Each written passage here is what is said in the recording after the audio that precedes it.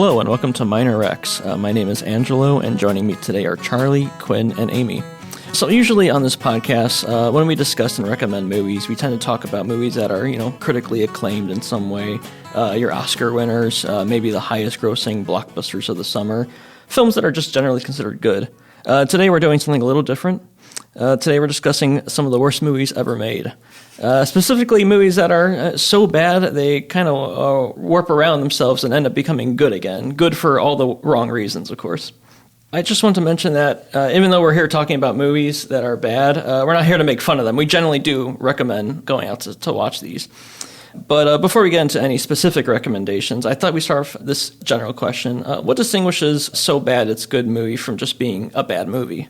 One thing that unites all bad movies is that even if they're not any fun to watch, they're tremendously fun to talk about. Like one of the books that I checked out at a library first when I got a library card was the Roger Ebert book, I hated this movie, which was just a compilation of all of his pans.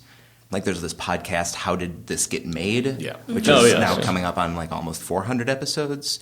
Just every episode about a different bad movie. But I think the bad movie book that I'm most inspired by is Nathan Rabin's My Year of Flops. I think this originally started as a series of columns in the Onion AV Club, but he took a whole year and watched just a bunch of movies that were commonly considered terrible.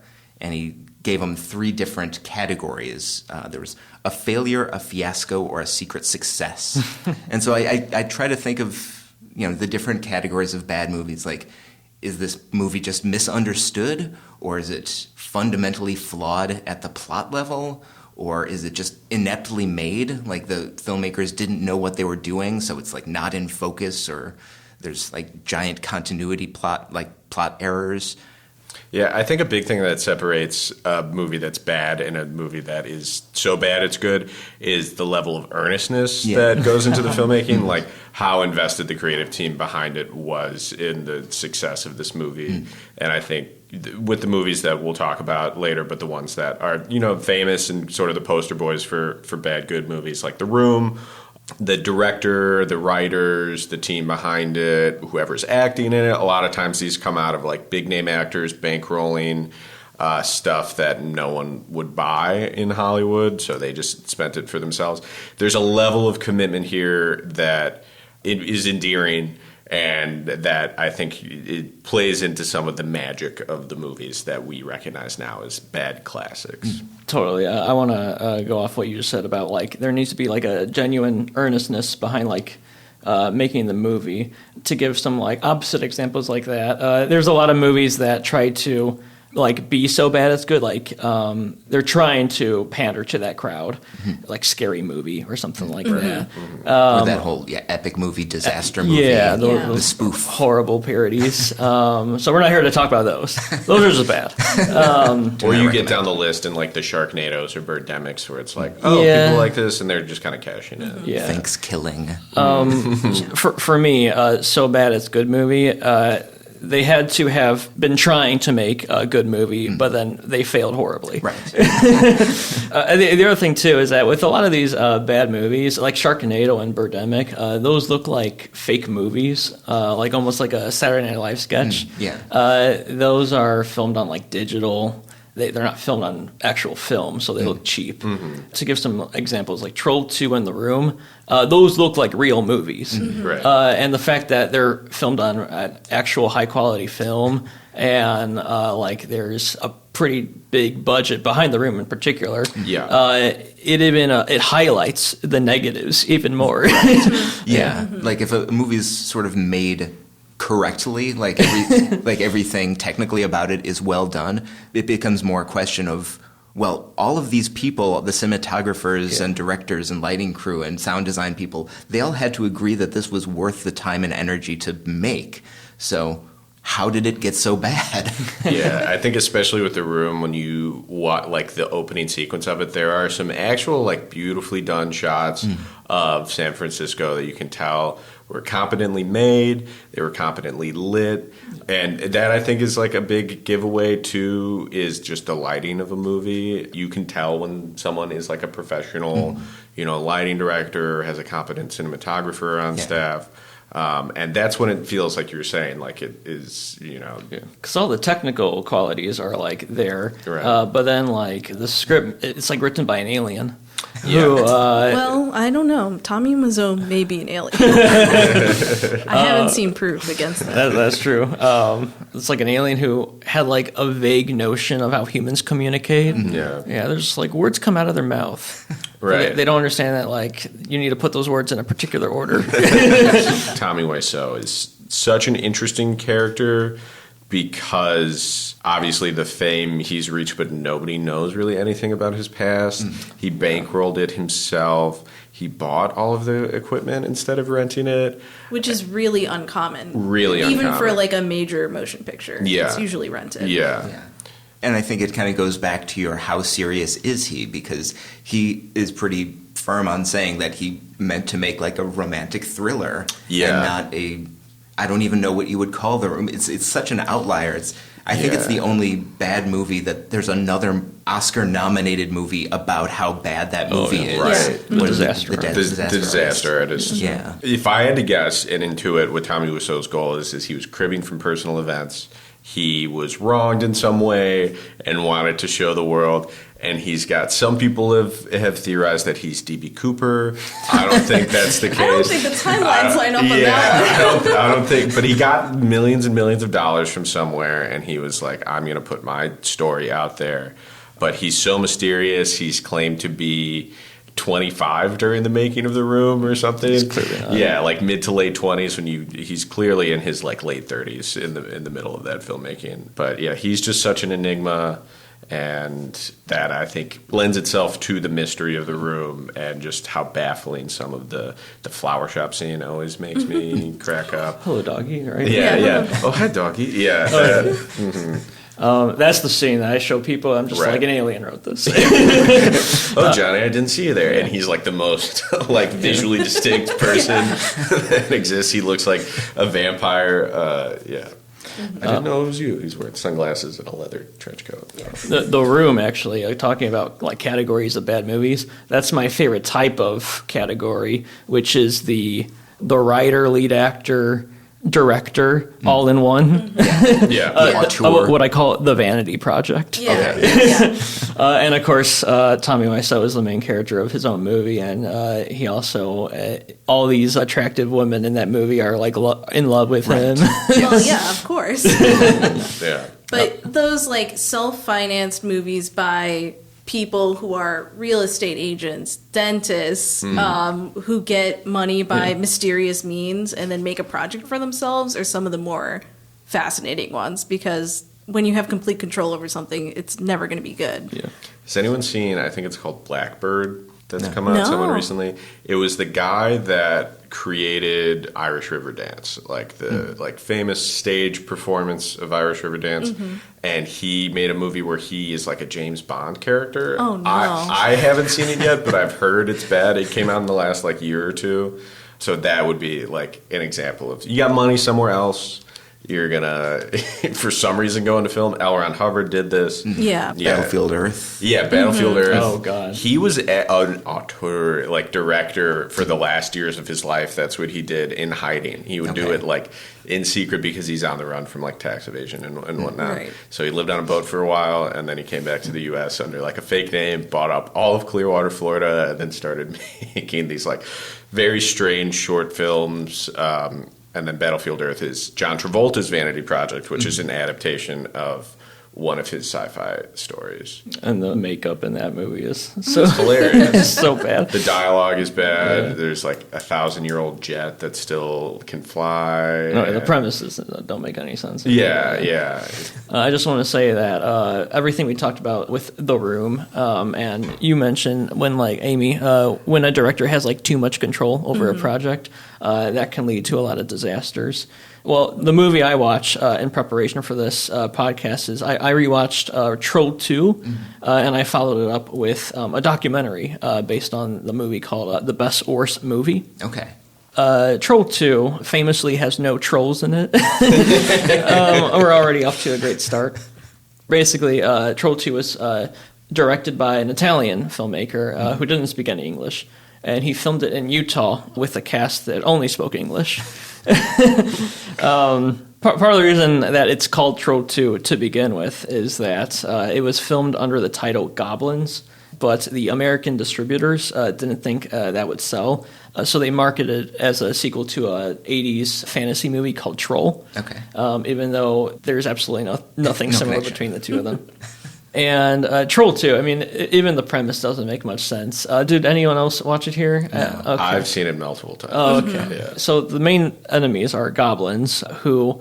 They're vegetarian goblins, so they only eat plants. Okay. And you're probably wondering, how do you make them scary then? Well, they feed the humans magical food that's poison that turns them into plants. Okay. And every scene, you're just asking yourself, huh? What? Why don't they just eat plants then? Yeah. Well, I've seen a clip from the documentary where I think one of the either the director or one of the writers was just annoyed by their friends who had become vegetarians and and been a little bit pious about it. So they were like, "I'm going to make a movie where the vegetarians are bad." The revenge. But it's really difficult to make that premise because vegetarianism is like only really like a morally good to at worst like neutral thing. Mm-hmm. So that is why the goblins turn people into plants. One of my favorite aspects of the movie is the grandfather, who is a ghost and has like seemingly godlike powers. He makes lightning strike out of nowhere on like a clear day to stop his like nephew from being eaten, or his grandson. He makes time stop for a period of time when they're eating dinner, so they get I'm just going to end up explaining all of Troll 2. But the inciting action for the movie is this family is trading houses with another family who's a family of goblins. They're going to a goblin house, like you do for vacation. You just trade houses, and they get there and it's full of food on the table. They're going to have this nice dinner. It's goblin food that's supposed to turn them into plants. So the grandpa ghost stops time and tells the grandson the food is bad. And so the son pees over all of the food. I forgot that. And then, there's just like a baffling scene with dialogue after that between the son and father that is hilarious, classic. And there's so many scenes like that where you're like, I didn't expect it to take that turn given the problem that we have. There's like a witch that is in league with the goblins or something, and there are these teenage boys in the movie, and there's like a romantic scene between her and one of the teenage boys, but it's just them eating a corn cob together, and then the RV that they're in fills with popcorn. It's great, and it's a classic for a reason. Yes, it's really fun to watch. It's really fun to watch. Because you're just asking yourself, why did they decide any of this? Mm. I really want to quickly go back to the production side of Troll 2 to set up the documentary I want to talk about as well. I mentioned that the cast full of actors for Troll 2 only spoke English. Mm-hmm. I want to go back on that real quickly. I use the term actor very loosely here. The cast for Troll 2 were entirely inexperienced actors and just people who wound up one day to the audition. Actually, I'm going to quote the Wikipedia article verbatim here because nothing best encapsulates Trolls 2 production than this paragraph. The cast of Troll 2 has few experienced actors and was primarily assembled from residents of nearby towns who responded to an open casting call, hoping to win roles as extras. Many of them were made lead actors. One example is George Hardy, who plays the father. He was a dentist with no acting experience. He only showed up for fun. Only to be given one of the film's leading starring roles. And then this example is even better. Don Packard, who plays the store owner, was actually a patient at a nearby mental hospital. And he was cast for and subsequently filmed his role on a day trip. Okay. So, within 24 hours, he was given his role and then filmed all his scenes, I think, is what the... Really? Yeah. This is all in the documentary as well. He later recalled that when he was filming, he smoked an enormous amount of marijuana and had no idea what was happening around him, and that his disturbed performance in the film was not acting at all. And actually, when he watched the movie later on, he had like an epiphany where he like broke down. Right, because you can finally like see yourself in a different way, I'm sure. Yeah, that is fascinating. I have to go back and watch it again with that context. The documentary, The Best Worst Movie, it's not so much about the production side of Troll 2. It's more about 20 years later, all of these cast members finding out that they were in a movie that's considered one of the worst of all time. Okay. Oh, so they didn't know. Some of them did. Okay. They all have radically different reactions to either finding out this information or just like the movie in general. The documentary's plot, I suppose, kind of begins with the dentist, the father in the movie. He's like successful in real life. He runs a practice. The documentary crew, they go to interview him, and they ask him, "Oh, do you want to come with us across the country visiting like midnight movie showings or like Comic-Con type conventions?" Making an appearance out of those and basically talking about his like role in reenacting scenes from the movie too. Right. So he's like, "Oh yeah, that sounds like a good time," and he's like very well aware this movie sucks. Yes. That's contrasted with a lot of different actors in the movie. The mom, actually, in particular, she like genuinely believes this movie's like really good. And there's a scene in the documentary where she compares it to Casablanca. Oh no! So, Really? Yeah. I have to, because there's one line that the mom says in that movie that sticks with me, where it's the first scene and the grandfather ghost is setting the exposition of what goblins are, and then the mother comes in to like say goodnight to her son, and he says, "I was talking with like grandpa or whatever," and she says, "Grandpa's gone. He's been gone for a period of time now. You must banish him from your mind." Which is just the most serious way to be like, hey, I know Grandpa's gone and it's tough, but banishing him from your mind is something you would not hope your mother would say. Yeah. I feel like part of the reason the documentary was also made in 2009 in particular was because this was shortly after the most famous quote from Troll 2 became an internet meme. Oh, yeah. They're eating her, and then they're going to eat me. Oh my God.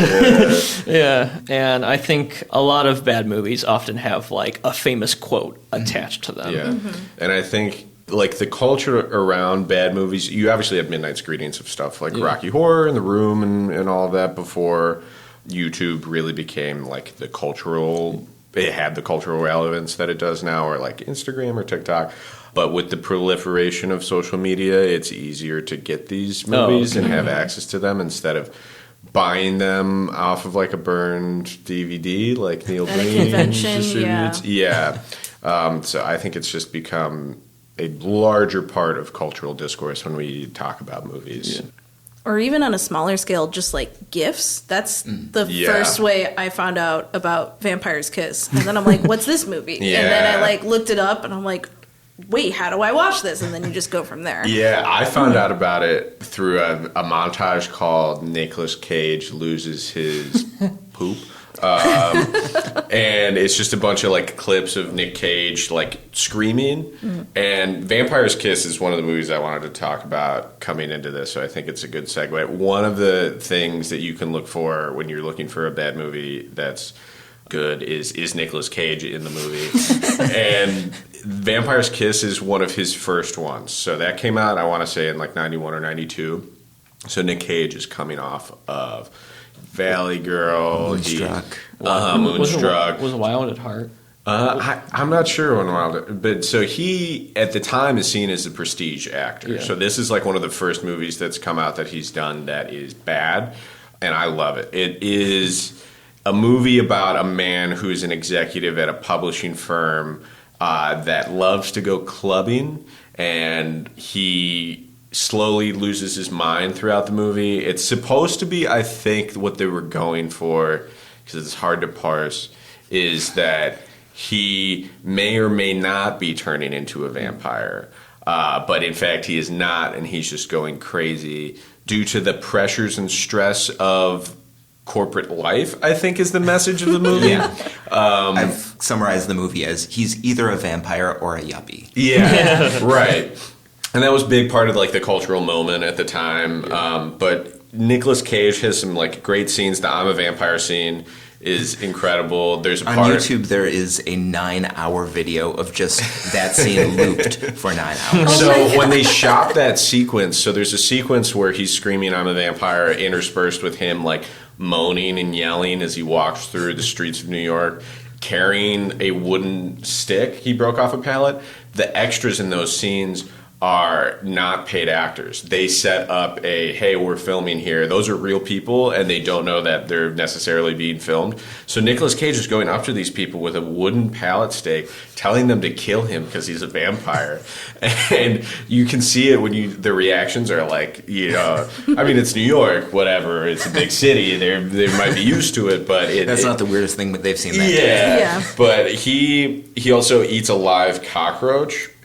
On screen, and this is because the director, and one of the reasons why this movie is such a baffling performance from Nick Cage, who had been seen as a prestige actor coming into this, is the director said, do whatever you want. Essentially, he gave him carte blanche to go as big as you want. So that's how you get scenes like him saying the alphabet very emphatically, him in the backseat of a taxi with his secretary with sunglasses on in the middle of the day, shouting at her to get the file. The main issue he runs into, and I think this is hilarious, is he wants to get a contract for a client that was one of his first published short stories to frame it for the anniversary.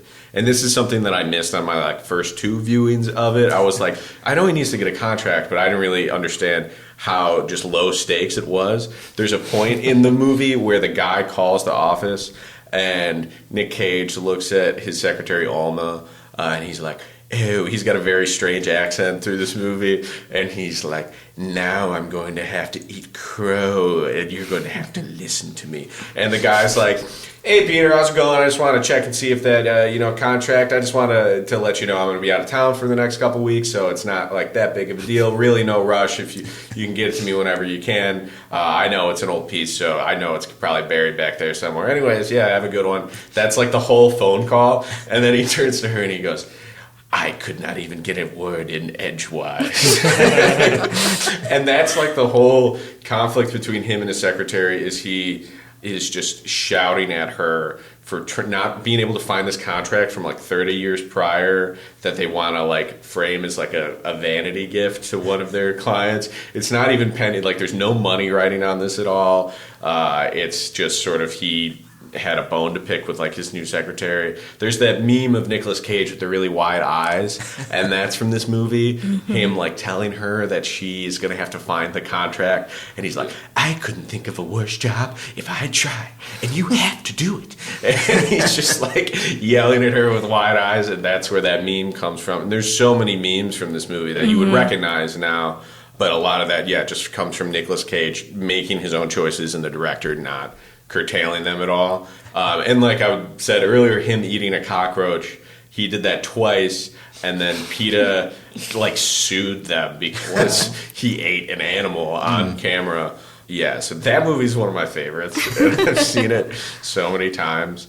I could go on forever about Vampire's Kiss. Every time I see a Nicolas Cage movie, I like to pretend that it's just an unscripted documentary about his real life. And Vampire's Kiss is the first movie that you can describe that way. In a way, all of his movies are, because he has to repay his debt. Right. So you find too many dinosaur bones. Yeah. The long-term community service project. Kind of, yeah. Isn't he related to Francis Ford Coppola? Yeah. He's a Coppola, yeah. He changed his name to Cage because he didn't want the nepotism from being a Coppola. And didn't he do it based off of Luke Cage? Yeah. Because he's a big comic book guy. That's pretty cool. Yeah. He was supposed to be Superman after Christopher Reeve. Yes. And that fell through. And that's okay. That's fine. We didn't need it. You could have an entire podcast episode dedicated to So Bad It's Good Nicolas Cage films. Yes. Absolutely. You got, besides Vampire's Kiss, The Wicker Man. What's another one? Drive Angry. Con Air is Con Air. Fantastic. Face Off. Face Off. That's That's actually actually Face Off is incredible. Yeah. It is a good movie. Yeah, I do love Bad Lieutenant, which is a fun one. Even Willy's Wonderland, which is a newer one that's somehow not Five Nights at Freddy's, but completely is Five Nights at Freddy's. He's totally phoning it in, but it's really fun. Yeah. I don't think he says a single line of dialogue. Not really. Yeah. Maybe like 5 words. He shows up in like a Porsche. And he's like, "Oh, I'll be in your movie, but I gotta drive a Porsche." I'm not saying anything. What I see with a lot of like So Bad's good movies is that they typically are like in the more drama side, and they become unintentional comedies. I don't think I've seen like a bad comedy that ended up being good. I can't think of an example. Have you seen any movies with Saturday Night Live cast members? Oh, gosh. If you look on the Rotten Tomatoes 0% list, you're going to find a lot of Eddie Murphy and a lot of Rob Schneider and a lot of Chris Farley and David Spade and Adam Sandler, and just the list goes on and on. See, I avoid those movies because I just assume that they're not fun. Right. Yeah. But the thing is, like, not all lowbrow comedies are dumb. Like, sometimes you have to ask the question of, is this movie about an idiot? Or is this movie made for idiots? Or is this movie made by idiots? Because sometimes all three. Sometimes it is all three. Yeah. And maybe Norbit falls under that category. Or, I'm sorry to say, The Master of Disguise. I love The Master of Disguise. It is such a bad movie. There is that era of like cinema from the 90s to the aughts where people were just like, how can we cash in on X? And so for the SNL cast, it's like, well, now you're not on SNL. How can we make money off of you? Yeah, and they all kind of wanted to be movie stars. And the easiest way is, well, this thing that was funny for 5 minutes as a sketch on SNL, maybe that could sustain a 90-minute movie. And sometimes that worked. The Blues Brothers, Wayne's World. Yeah. But sometimes you got... Only those two. It's Family, or It's Pat, or... Oh, man, It's Pat. God. That one is rough to watch. Yeah, especially now. It did not could not age be well. made now. No. I feel like a lot of those movies could not be made now. Yeah, and I think that's another thing where a lot of the jokes that they made in those movies were appropriate or considered appropriate at the time and have really not aged well in the intervening decades. But the one comedy movie that does star a former Saturday Night Live cast member that I think never was considered funny and that hasn't really aged because it's never really been in style is a 1994 film called Clifford. Now, this is not The Big Red Dog, although they did make Clifford films. This is about a 10-year-old boy named Clifford who makes his uncle's life hell.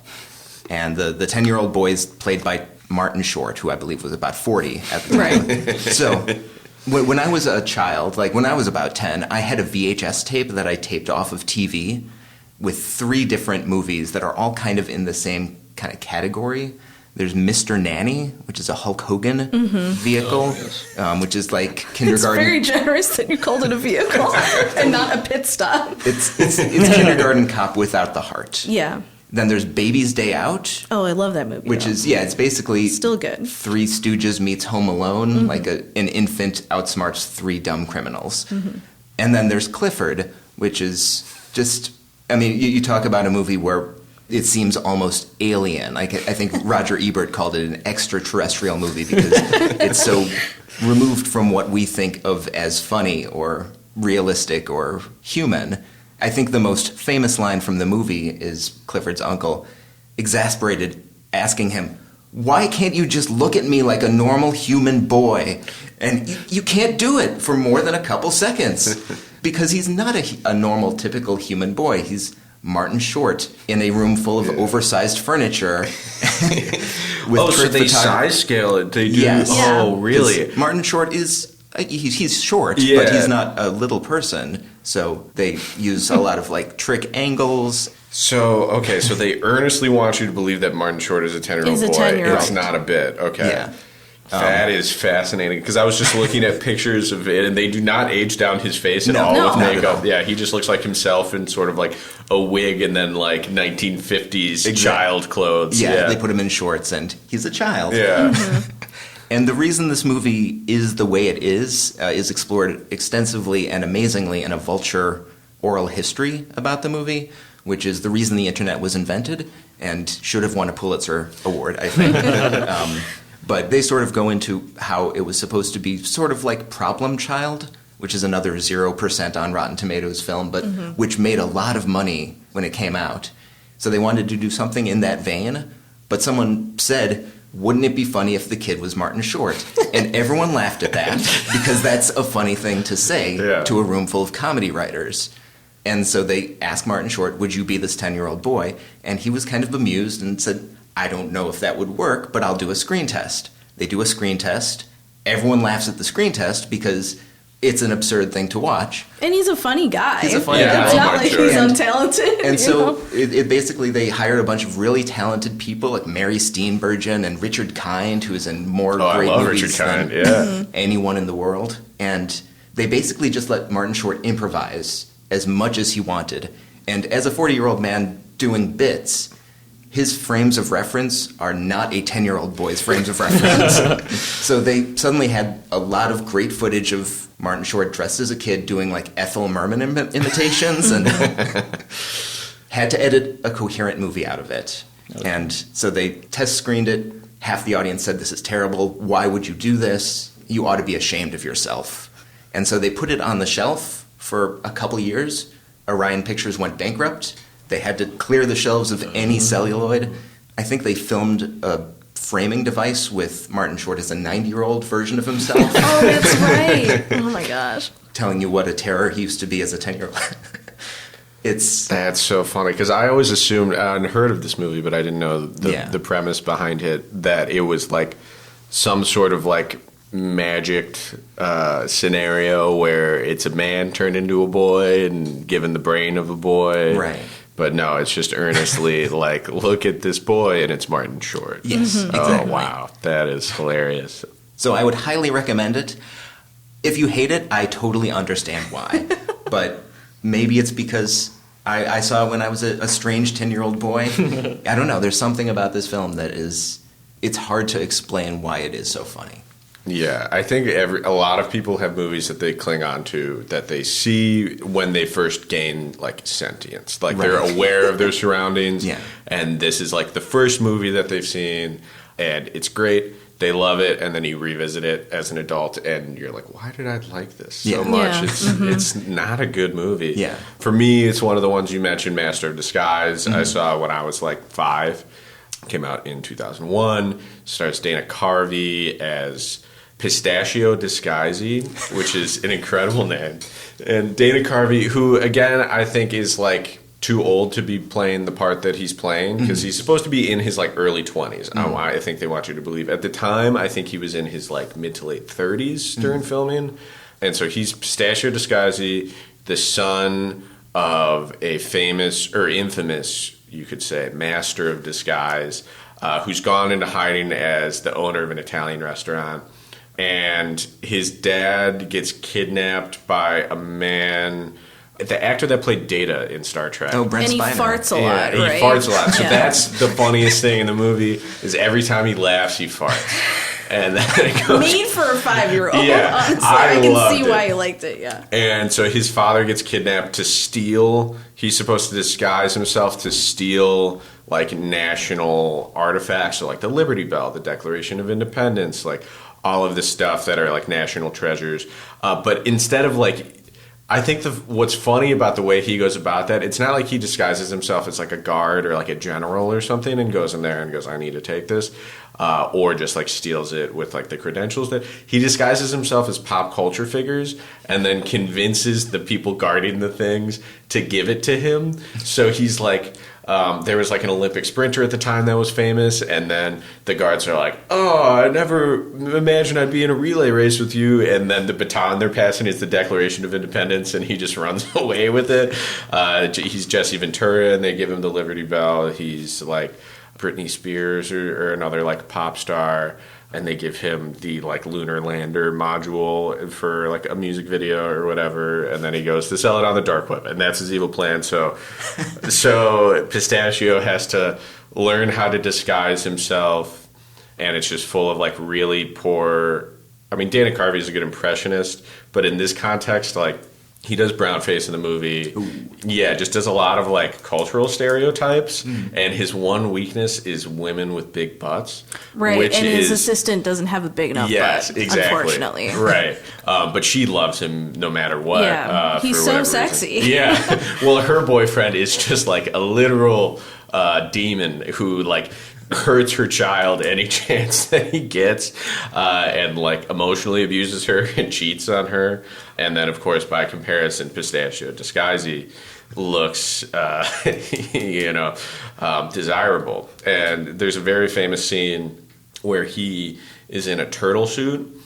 Because they I remember from the commercials. Yeah. It's the best scene in the movie, arguably. He finds a cigar from Devlin Bowman, the villain, that has a wrap maker's mark on it that says the Turtle Club, which is a whiskey cigar club for like elite businessmen that rolls their own cigars. For some reason, I don't know if that's a real thing. But they go there, and he goes, Turtle Club, so I should dress up like a turtle. And he's dressed in this big shell suit. It's like a green suit with like a shell, and he shaves his head, and he goes in there, and he just acts like a turtle. And it's like a successful trip. They go there, they get what they were like. They find out who the guy is. The cigar maker is just like, oh yeah, that guy that's a member of this like secret elite club of America's top businessmen. Yeah, his name's Devlin Bowman. I think he lives over here or whatever. So it's a successful mission, but there's a sequence where he like magically bites the nose off a man. Oh, yeah. And then he's just got no nose. It's a skin patch. And then he just spits his nose back onto his face. And everyone there's like, what's going on? And then it cuts to like a shot from the ceiling downward of him just spinning around on a shell and going, like shaking his hands. And allegedly, that scene was shot on September 11th, 2001. That's right, and he had to like have a moment of silence in the turtle outfit, right? Yes. That's the legend. That's the urban myth. I've heard it rebuked. I have heard it confirmed. I don't think Dana Carvey would want you to know whether or not that is the case. But what's fascinating, and to your point, I think with like the SNL movie, like The Love Guru, you get to a point in your career as an SNL alum where you either have like transcended into like Will Ferrell status or like Dan Aykroyd status, Bill Murray status, or you have to sort of sell your soul to maintain relevance or fund your own passion project. So this for Dana Carvey was a passion project. He wanted to do a bunch of impressions, do like a children's movie. Because he'd come off SNL very hot, they wanted him on The Late Show. He refused to do it to be with his family. And then he went on to make The Dana Carvey Show, which is a show that only ran for 8 episodes and included some of like the most relevant names in comedy for like the next, to this day. It was Steve Carell's first big break. Oh, wow. It was Stephen Colbert's first big break. It was Louis C.K.'s first like legitimate writing job on a show. And then a bunch of other comedy writers that went on to be like very prolific all got on the show, and it was so weird, and they put it on ABC primetime right after Home Improvement. So it was like, there's a documentary called Too Funny to Fail that talks about it. That's on Hulu, right? Yeah, it's on Hulu. Very funny. But so that implodes on itself, and then immediately after that, to try and regain relevance, he makes Master of Disguise, because nobody wants to give him money anymore. So he's like, okay, I guess I'll do it myself. And then that essentially ended his career. And you see that with a lot of SNL alum, like, Mike Myers had a great career and then made The Love Guru. And then haven't seen him since. Yeah. Well, I wanted to say, you kind of bring up actors who are in the limelight too long, and then they kind of see themselves becoming the villain. There's a lot of franchises that fit that mold as well. And that's another one of my favorite category of bad movies. Sequels to franchises that have lasted too long and have just become kind of absurd. Yeah. I've never seen the first, I think 3 Twilight movies. Oh, I watch them all every year. Oh, my God. It's that time of year, too. It is that time of year. But I've seen the 4th Twilight movie, which I had to come up with the plot of it in my head. And it was like one of the worst things I've ever seen. Not having any context, I can't criticize it, but the plot, the acting, everything was just it's just as bad as any of these movies we're talking about. The CGI baby. CGI in particular. That one. Yeah. Okay. I'm trying to remember which one Chris Weitz directed. It's either the second or the third one, but he's like very open about his making of that movie. Like, he's done a lot of other good things. He kind of started, I think, with the American Pie ones, but then he did, like, Rogue One for Star Wars. Okay. And then him and his brother were just super hot at the time, and they're like, do you want to do Twilight? And he's like, Yes. I did not know Matt Reeves made Twilight. Yeah. That's crazy because I love Rogue One, and then he did the Robert Pattinson Batman, which is also very good. Mm-hmm. So he's bounced back, but he just did it like you say yes when you do Twilight. It was like the hot property. Right. Okay. But he's been on a few like bad movie podcasts, like The Flophouse. I think he did the episode for his Twilight movie. Oh, cool. It's really That's good. really cool. Yeah, and I know for Blank Check he did like the commentary for his Twilight movie as well. So he's very open in discussing the failings of that Twilight movie, which I think was maybe New Moon, but I could be wrong. I like it when people are aware when their product is not good. Like when they go to the Golden Raspberries to actually accept their award. Right. Yeah. Yeah, Tom Green, I think, is like one of the guys that has done that multiple times. Freddie Got Fingered, which is a movie I haven't seen, but I know the scene where he has the dangling sausages. Have you seen this? Yes. Yeah. I haven't seen it, but I remember what Roger Ebert said about it, which was something like, this movie isn't the bottom of the barrel. This movie doesn't deserve to be mentioned in the same sentence as barrels. Amazing. One of the franchises you wanted to talk about was Transformers. Yes, I love the later Transformers movies because they get so... I think Flanderization would be maybe the term to use. If you don't know what that is, it's a term derived from Ned Flanders of The Simpsons, where a character slowly becomes more and more of their own stereotype as the series or franchise goes on. So Transformers, which if you watch the first movie, it's like weirdly grounded in a lot of ways. You know, Shia LaBeouf is a pretty like standard teenager, you know, kind of. I don't know, there's a lot more realism. The American military is like, has modern day technology. And you get that scene where they're in the helicopter and they're like, cold dog and a warm beer at Fenway and it's so all American. And then you get to the last movies, which have jumped to this like bonkers, ridiculous CGI mess, sci-fi tech, where like they create a thing. It's called like Transformium or something, where it's like a bunch of like AI nanobots and they can make anything, and then they turn into a Beats pill, and then it's an advertisement for Beats. God. Yeah, so there's like a lot of stuff like that in the later Transformers, and Michael Bay clearly is like, I don't want anything to do with this. And I don't even know if he directed the last one. He only did the first and second one, right? Really? I thought he maybe directed remember. the third. I don't know. You're probably right. I could be wrong. The soul is entirely... They're like, there's almost nothing endearing. They do things like... I think it's the fourth one. They have a character who is... There are two characters that are dating. One of them is 17. The other one is like between 19 and 21. And Mark Wahlberg, who is like just phoning it in super hard, he's like, stay away from my daughter. And the guy goes, actually, in Texas, there's something called the Romeo and Juliet Clause, which is a amendment to whatever age of consent law that lets two people that started dating in high school when they were both minors continue to date after one of them becomes an adult legally. And then he pulls out of his wallet a laminated cutout of that section of the law, because this, I guess, is a conversation that he has had a bunch of times and needs to be prepared to show people who go, see, I'm not wrong. It's not weird, and there's no reason why the writers of this movie couldn't have just made her 18 instead of 17. It seems like something out of a Shane Black script, which I'm not his biggest fan, but like something that just doesn't need to be there that is put there because someone thought it was hilarious. Yeah, someone had heard about this law and then was like, I need a way to incorporate this. But I think probably what had happened is they'd made the characters the age that they are, and then like whatever editing team or like Suits were like, hey, we can't have this age the characters up or down. And they had already maybe done casting, so they had these characters, and they're like, we can't make them 16 and 15. They look way too old. And we've already written this script, and for some reason can't edit that, whatever. So let's find a loophole in order to like make this not creepy, and we need to find a way to spell it out to the audience, which is what they did very explicitly, and they did not need to. And then you get other stuff as the series goes on where they just retcon and like totally undermine established canon before. In the first movie, the Transformers, Megatron had come to Earth for the Allspark in like the 1800s. and that's when Sam Witwicky's grandfather finds it.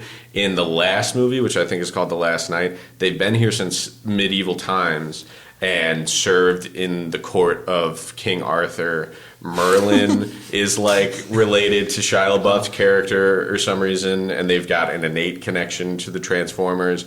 Yeah, Optimus Prime has a sword. It's all in service of giving Optimus Prime a sword. Which sounds cool. It is. It's very cool. I thought you were going to say Merlin was a Transformer, and I was like, oh, I don't think they made him a Transformer. I might be forgetting. But at the end of the movie, they do make the Earth a Transformer and reveal that the Earth was Unicron, the evil living planet the whole time.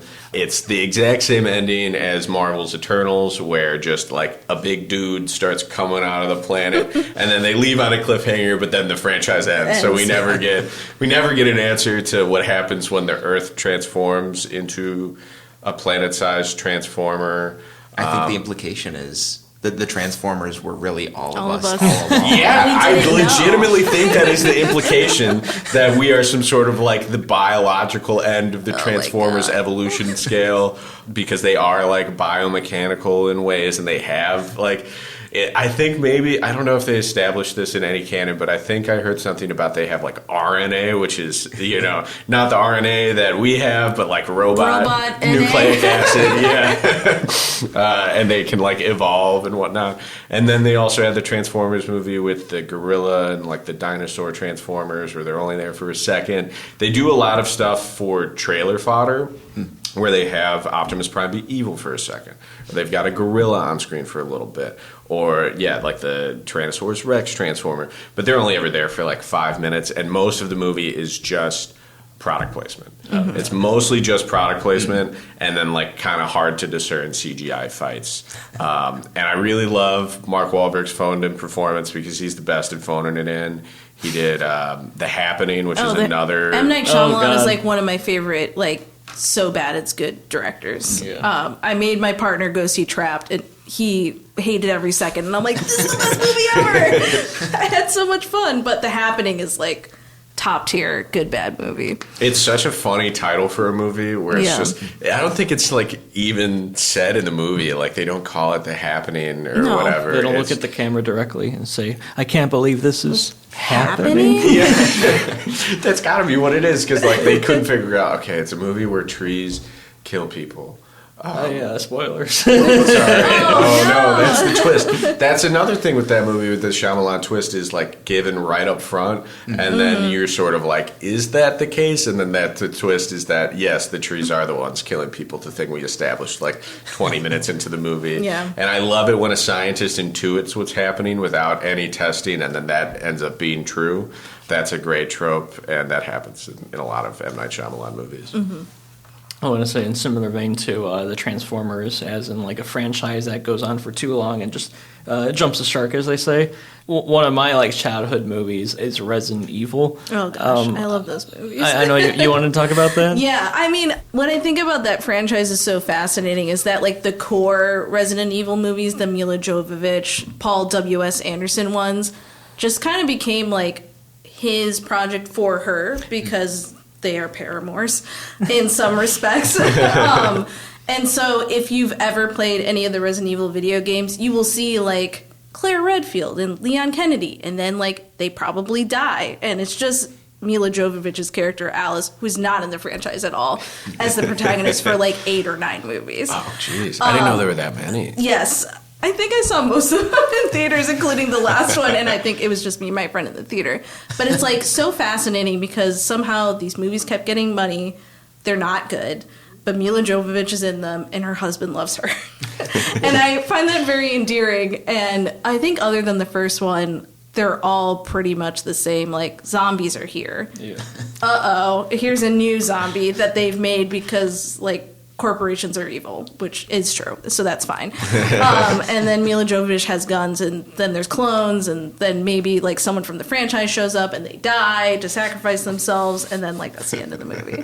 Does she do a lot of falling down and shooting? Yes, yes. Absolutely. And like even they tried to reboot the Resident Evil franchise. I think the movie came out in like 2019 or early 2020, so it didn't really go anywhere. That was a more faithful adaptation of the first and second video games, and it just like went nowhere.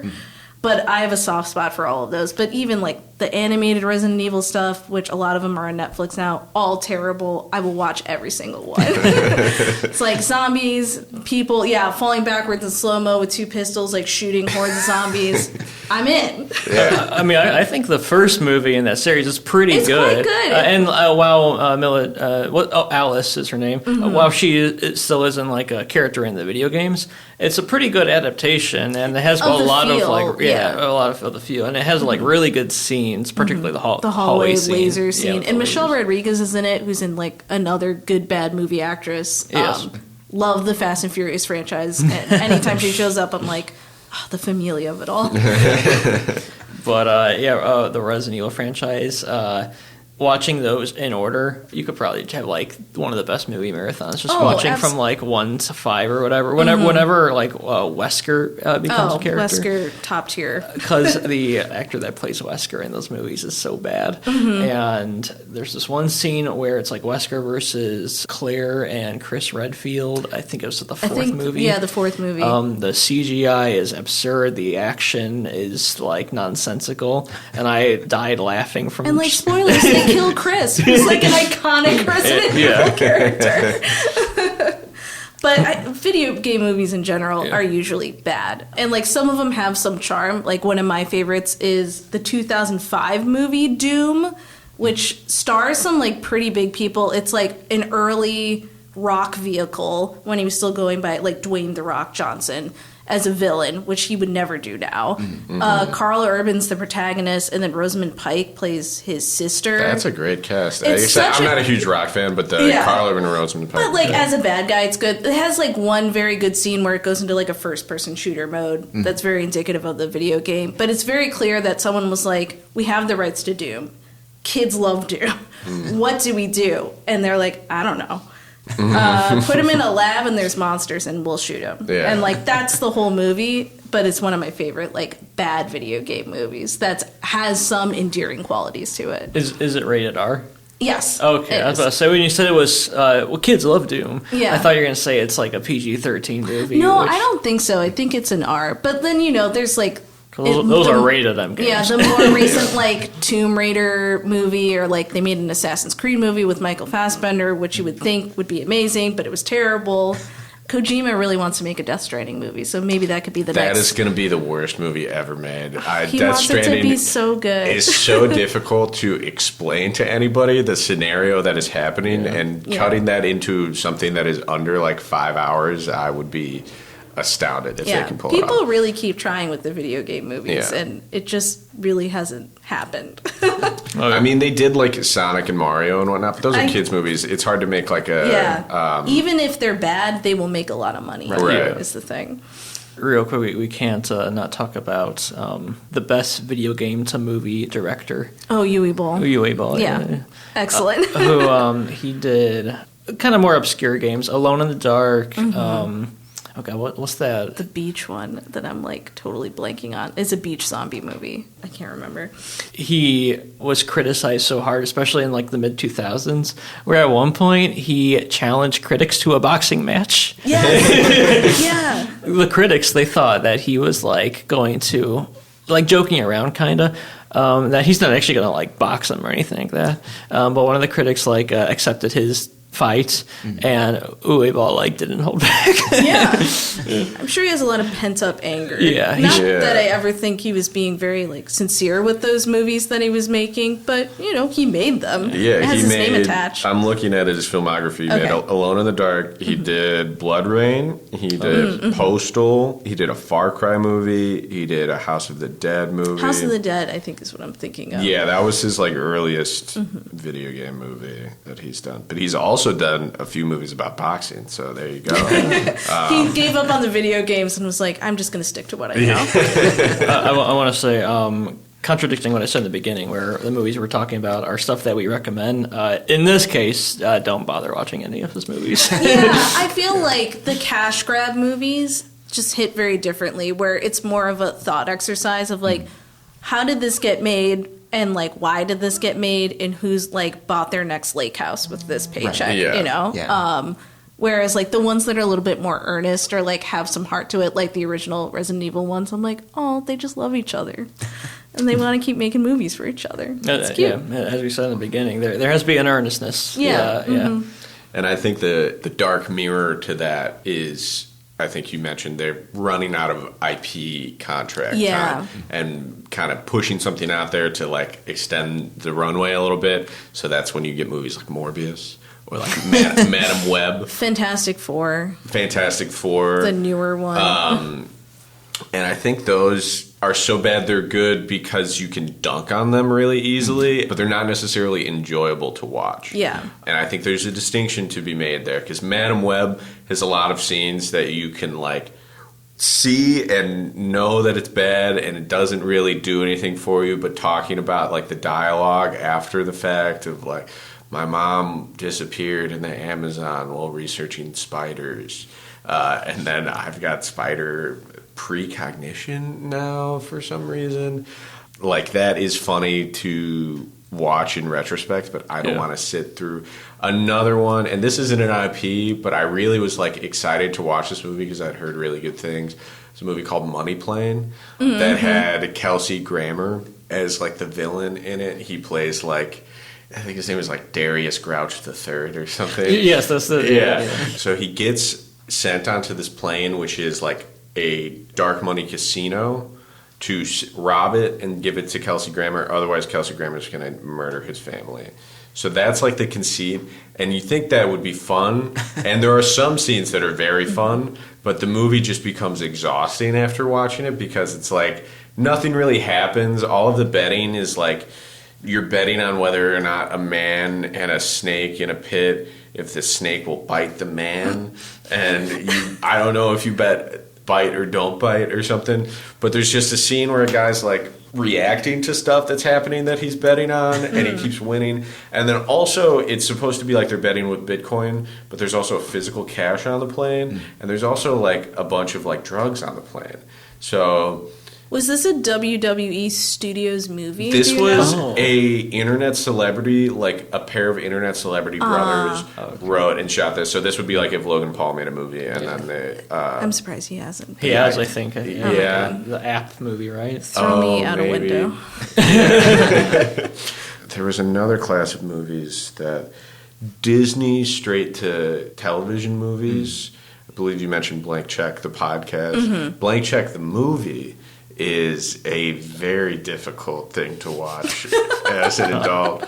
But there are a lot of those, I think, from, like, it comes from the cash-grabby nature of filmmaking and just producing poor movies where you can go back and dunk on the movie, but it's just not enjoyable to watch. As a kind of a final part of the podcast, I do want to mention that, like, in regards to something like Madam Web, which now has, like, we kind of talked about it at the beginning, like famous quotes and famous scenes. The more you talk about these, the more it develops this cult following, and, like, watching it with, like, a bunch of people at, like, a midnight movie showing, where, like, in the case of, like, Rocky Horror, they often have, like, goodie bags, like when you, like, throw stuff at the screen when a particular character says something. Throwing rice at the wedding. Yeah. I could see, like, even Madam Web becoming something like that, or Yeah, I think Madam Web has such a distinct, like, it's different than Morbius because I think the budget was lower. Okay. And I think all of the budget was spent on Dakota Johnson and Sydney Sweeney being in the movie. So they don't wear the spider suits except in, like, a vision that Dakota Johnson's character has near the end of the movie, and it's supposed to be like, this is what it's going to be in the future if this movie makes money, please. And just, the dialogue is really poor. Again, I think one of the characteristics you see a lot in bad movies is people casting people as teenagers that are clearly not teenagers. Oh, yeah. And that happens in Madam Web, too. Like, Sydney Sweeney's supposed to be, like, 16 or 17 in this She movie. looks young, but not that young. Yeah, no, she looks like, maybe in her, like, mid to early 20s.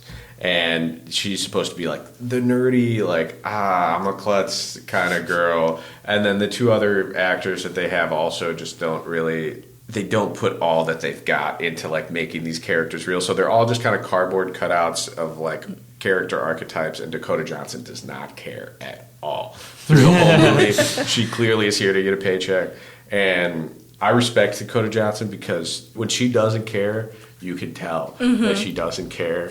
And that makes for some of like the funniest line deliveries and stuff. Or if you've ever seen the tour of her house where they've placed limes in the house and she goes, it's a big bowl of limes. She's like, I love limes. She's like allergic to limes, and the setting team just like put them in the house. Oh, that's funny. Yeah, so she's got some like really funny bits, and I think that's why Madam Web will turn into that as opposed to Morbius, which they thought was going to make some money with Jared Leto, and they put more money into it, and it's just bad. I just remembered one of my favorite things about Morbius is they thought that because of all the people memeing on it, right. they brought it back in theaters thinking it was going to get more money, and like no one went to go see it. No, that's a bad movie.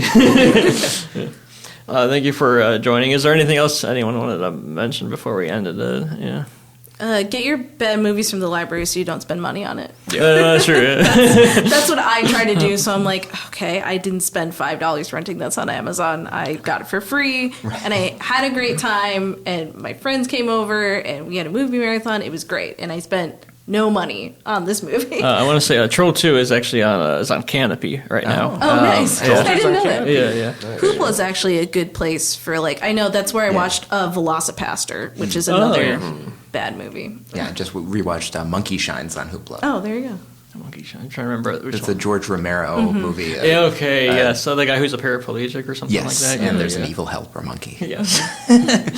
Man, I almost wish you talked about that more. But maybe we do it at the end of the podcast.